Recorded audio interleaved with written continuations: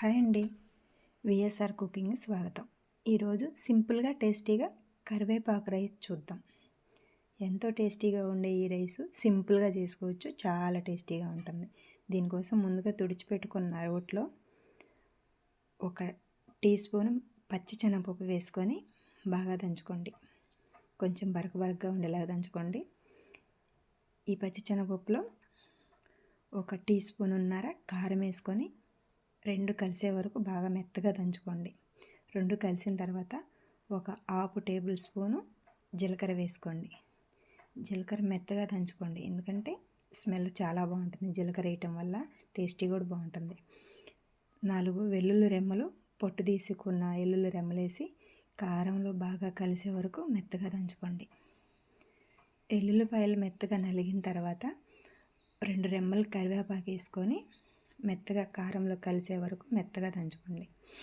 అన్నీ బాగా కలిసే వరకు మెత్తగా దంచి ఇప్పుడు మన టేస్ట్కి సరిపడ్డంత సాల్ట్ యాడ్ చేసుకోండి. మనం రైస్ క్వాంటిటీ ఎంత తీసుకున్నామో చూసుకొని దానిలో సరిపోయేటట్టు కారం వేసుకోండి. ఇవన్నీ బాగా అన్నీ కలిసే వరకు బాగా మెత్తగా దంచి పెట్టుకోండి. చూడండి, ఇలా దంచి పెట్టుకున్న తర్వాత ఈ మిశ్రమాన్ని మొత్తాన్ని ఒక కప్పులో తీసి పక్కన పెట్టుకోండి.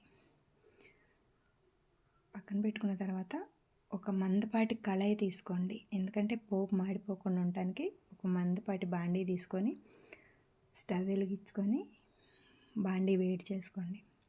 బాండీ వేడైన తర్వాత 2 టేబుల్ స్పూన్ల ఆయిల్ వేసుకోండి. ఆయిల్ కొంచెం ఎక్కువగానే పడుతుందండి. ఆయిల్ వేడైన తర్వాత పోపు దినుసులు వేసుకొని పోపు దినుసులు చిటపటలాడే వరకు వేయించుకోండి. పోపు దినుసులు చిటపటలాడిన తర్వాత స్టవ్ సిమ్లో పెట్టుకోండి, ఎందుకంటే మంట ఎక్కువగా ఉంటే కారం ఊరికనే మాడిపోతుంది అనమాట. ఆ తర్వాత ముందుగా మనం రెడీ చేసుకున్న కారం వేసుకొని బాగా ఫ్రై చేయండి. కారం బాగా వేగిన తర్వాత ముందుగా రెడీ చేసుకొని పెట్టుకున్న రైస్ వేసుకొని బాగా కలుపుకోండి. ఇంతేనండి, చాలా సింపుల్గా రెడీ చేసుకుని కరివేపాకు కారం రైసు. చాలా హెల్దీ, చాలా టేస్టీ. ఇది మీరు ట్రై చేసి మీకు ఎలా వచ్చిందో కామెంట్ చేయండి. నా ఛానల్ సబ్స్క్రైబ్ చేసుకోవటం మర్చిపోవద్దు. లైక్ చేయండి, షేర్ చేయండి.